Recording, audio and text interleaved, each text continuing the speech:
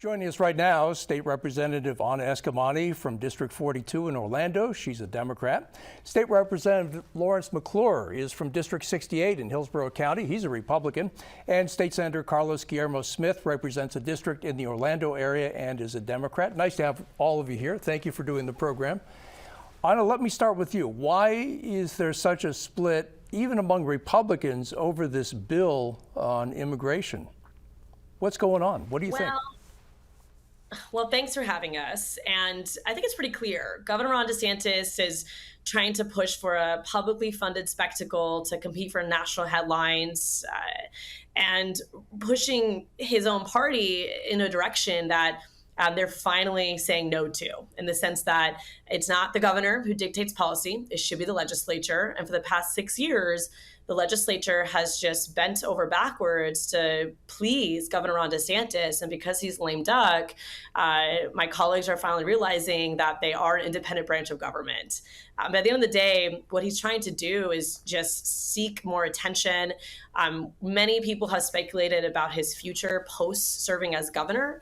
And I can only imagine this is another attempt to use public money to try to boost his image as he tries to fight for relevancy in a growing Republican footprint where Donald Trump is the leader, not him. Lawrence, let me ask you, why is there a divide within your party over this immigration bill? Well, first and foremost, thanks for having me. I think the divide probably isn't as great as it appears, right? I think there was one member in the Florida House that voted no on this, and then a handful over in the Senate. But by the math, we're unified. This is a conservative piece of legislation. I will stand by it as the bill sponsor. And we are serious about tackling the mass illegal immigration crisis that this state and country is facing. So, we are having a conversation in the House of Representatives with our partners over in the Senate on how best to get this problem under control. And the good news is, for the most part, we're all in agreement. And the difference is, as they often are blown out of proportion. Of course, I'm not much of a political theater type of representative. So that stuff is kind of a little confusing for me, to be quite honest. I think a lot of it is for the spectacle. The governor, though, has used some strong language about this bill that you support. He calls it weak. Yeah, I would absolutely push back. We would be the first state in the nation to impose the death penalty on folks that are here illegally and commit a capital offense. So that's a little bit interesting to me, how you can say that that's weak. I've read the bill inside and out. I was the drafter and worked with my colleagues on the bill. I don't think that 82 Republicans in the Florida House would vote for a weak piece of legislation on this subject. There's a mandate by the American people to start to get to work on this, and that's exactly what we're doing. Did President Trump help in getting this bill, in writing this bill, or putting parts into this bill? So what we said at the original call that Governor DeSantis made, which if you'll kind of timeline this, predated President Trump's inauguration. What the Speaker and the Senate President very clearly said was, we want to see President Trump first and foremost get into office and then roll out his plan on this. It is the role of the federal government. Of course, the state should support it, and but we can't do that until we know what he wants to do. And so then once he started rolling out his plan, we paid very close attention and had, lots of conversations with folks in the White House to make sure that we were aligning with what their vision for the states were. Carlos, what do you think is going on with the governor threatening to veto this immigration bill? Well, I think so much of what we're seeing here with this Republican infighting that's happening in Tallahassee is folks are just being very performative in trying to look like they are tough on immigration, when in fact, so many of the laws that have already been passed and the taxpayer dollars that have been appropriated to do just that have yielded very little results. Since Martha's Vineyard, since the governor basically participated in that political stunt where he transported migrants over to Martha's Vineyard, he has been appropriated and has spent tens of millions of dollars in taxpayer money only to transport exactly 0 migrants since Martha's Vineyard outside of the state of Florida. The state's supposedly tough on immigration E-Verify program has processed and filed exactly 8 E-Verify cases in the state of Florida since 2022. And by the way, they were not able to catch the FDOT's own contractor's illegal worker who actually killed a Pinellas County Sheriff's Deputy, Michael Hartwick.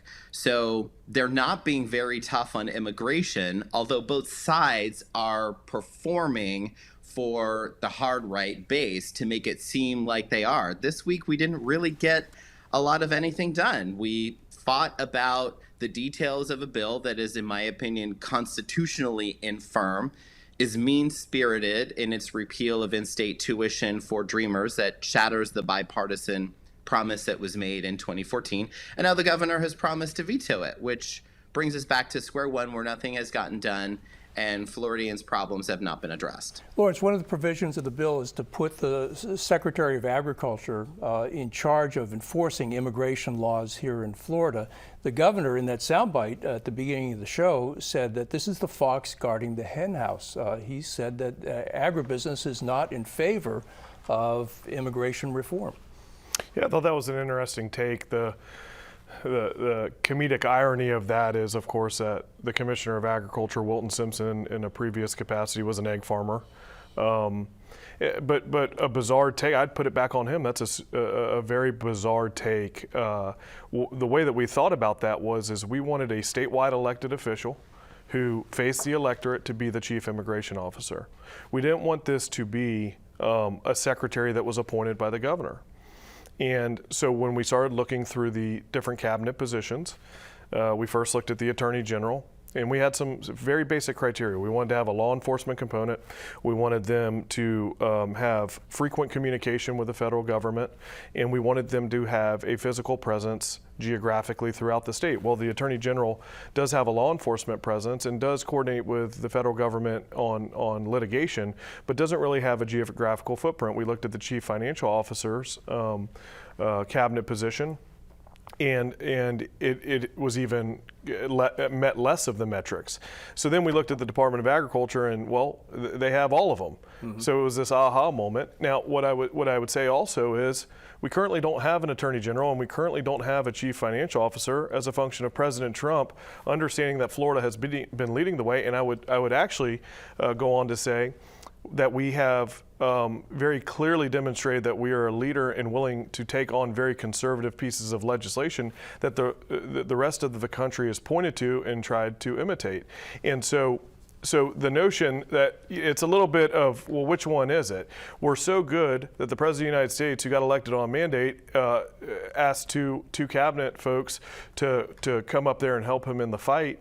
Or we're liberals that aren't doing our jobs. It can't be both ways. Let me ask you the same question. Why the governor says that this is the fox guarding the hen house. Do you think that putting the Secretary of Agriculture in charge of enforcing immigration is such? Well, this is going to be one of those rare bipartisan moments where I'm going to echo Chair McClure here. This is a conservative bill. I mean, from our perspective as Democrats, both bills are incredibly concerning when it comes to constitutionality, when it comes to the entanglement of local law enforcement with federal issues and federal enforcement, when it comes to repealing in-state tuition for our Dreamers. I mean, both of these bills are bills that I would vote no on because I find them to be incredibly concerning, and they don't address the actual problems we face with immigration. Immigration is one of the most complicated policies in the country, only second to the IRS. And right now in Florida, we only have 2 immigration courts that are processing paperwork, 3 if you count the one at a detention center in Miami, creating an environment where we have one of the largest backlogs in the nation of 481,000 people waiting for processing. That is a serious problem that needs to be addressed. This bill, unfortunately, Chair McClure, from my perspective, doesn't address these core issues, these core problems. And I do have concerns with the spillover effect. with these types of policies impacting immigrants of all backgrounds, those of mixed status, those with status. And we saw that with Senate Bill 1718 that passed about a year ago, where individuals are now scared to go into a medical facility for fear of being targeted. You see workers that are debating if they should stay in Florida because other states are more welcome to their backgrounds and experiences. This state almost passed a bill to reduce child labor laws so that children can work in fields that have historically been occupied by immigrant labor. And so we have a serious problem before us. But from my perspective, both of these bills are incredibly concerning, and they are conservative approaches to an issue that I do think we have better solutions to approach with. Carlos, I want to ask you about the special session. Was this a rushed thing? Did it happen too quickly? Did it happen without the necessary preparation? And why wasn't the condo crisis, hurricane recovery, and why wasn't some of the other issues like I suspect that the governor still plans to go ahead with changing the way petitions are gathered for constitutional amendments, but why weren't those issues addressed during the special session? Well, they weren't addressed during the special session because they never really were on Governor DeSantis's agenda. He listed a series of issues in the original special session call: immigration, condo reform, hurricane relief ballot initiatives, and ultimately we only got to one of them because that is the issue that the governor wanted to play politics on, and that he wanted to be performative to appear that he was going to be tough on immigration. But special sessions, to your point, are never a place to craft good policy. It's very rushed in nature. The Florida Senate, for example, only held one committee hearing to evaluate a very complicated immigration bill before it went to the floor of the Senate for full review. Once we got to the floor of the Senate, the bill was replaced with an 80-something page strike-all that none of us had an opportunity to review until minutes before we had to start asking questions on it. And so all we have to do is look at our recent history on special sessions to see that there's always unintended consequences.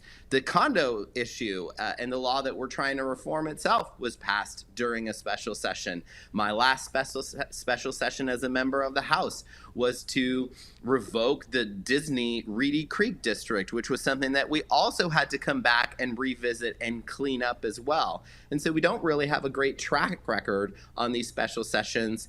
And the point is always to rush it through so that we're obscuring from the public what's really happening and deny them the opportunity to provide substantial input and participate in the process. Lawrence, there's tension between the governor and members of the legislature over this bill. Does this go back to the last presidential election where the governor challenged Donald Trump in the Republican primary? Is there some hostility based on that? Or what's the source? Why is there such a difficult relationship between Republicans in the House and Senate and the governor? Well, I think we've had a historically good relationship. And I won't run from the governor ran in a primary against now President Donald Trump. That's very clear to everyone. My understanding, and I'm no expert on it, is it seems like the governor and the president, have gotten together and played golf. And so, I don't know the nature of their relationship today. It was very clear back in the primary that President Trump wasn't too pleased with the governor running against him. But that's really none of my business. What this is all about for us in the Florida House is we're a part-time legislature. We are the people's house. We go up for a portion of the year on behalf of our constituency in a part-time capacity, and we are supposed to bring the ideas and concerns of our communities up to Tallahassee and talk about them with the other representation from across the state. And that's exactly what we're going to do. And when we talk about those other issues that were in the original call, I want to be very clear. Representative Vicky Lopez is leading the charge on getting that topic under control and getting a good understanding. It's noteworthy that the current Speaker of the House, Daniel Perez, he was the bill sponsor in that special session. And I'm going to run the risk here of agreeing with my good friend, Senator Guillermo Smith. We want to make sure that we get that right. We want to run it through our committee process. We're in committee weeks we were supposed to have this past week off and then go back into committee weeks next week. And so we're going to have legislation that really contemplates that in a full picture. And then on ballot initiatives, yes, that's something that we're going to have a conversation about. We're all very concerned about that process. Would you expect more restrictions on ballot signature gathering? Well, I never want to warrant what the Florida legislature is going to do, because there's variables that pop up all of the time. But what I can warn is we're going to have a very strong conversation about these topics. Mm-hmm. Of course, the notion that we're not going to have a conversation about hurricane funding and relief would go against literally, I think, every session that I've been a part of over 7 years. Anna, we just have a minute left, but how much of this is the playing out of the wrestling over the race for governor, the Republican nomination for governor in 2026? How much of this feud is part of that? It's definitely a part of it. I mean, Chair McClure alluded to some of the tensions and dynamics within the Republican caucus of who's vying for what field and role and race in the future. What I will say is that we need to go back to the basics and focus on solving these everyday economic problems that our constituents are facing, like property insurance, housing affordability. And I'm just hopeful we can put this drama aside and really focus on solving these problems instead of creating more problems. And will you expect those to come up in the session that begins the beginning of March? That is the goal, 100%. And I think all of us want to get back to those basics right now. Lawrence, just 10 seconds. Would you agree? 100%. Okay. I mean, those are real problems facing Floridians. I think that we're all in on having these conversations. How we end, what product we end with, that'll be for the legislative session.